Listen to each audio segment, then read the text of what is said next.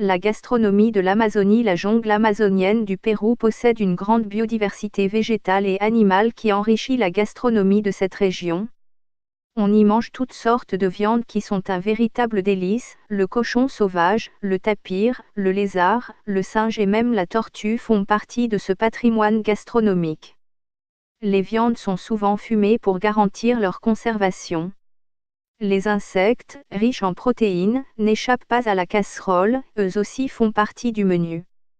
Les eaux douces de la zone amazonienne offrent aussi un large choix de poissons tels que le pêche ou le piranha, des poissons souvent cuisinés simplement au grill avec un peu de citron vert.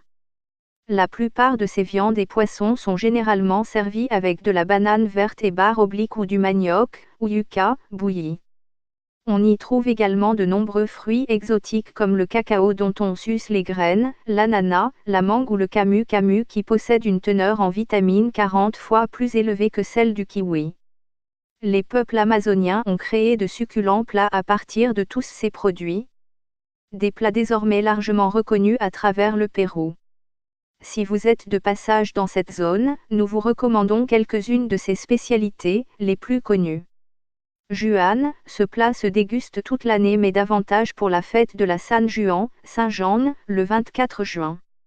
Il se prépare à base de riz, de viande de poulet, d'olives, d'œufs durs et d'épices, le tout enveloppé dans des feuilles de banane et bouilli.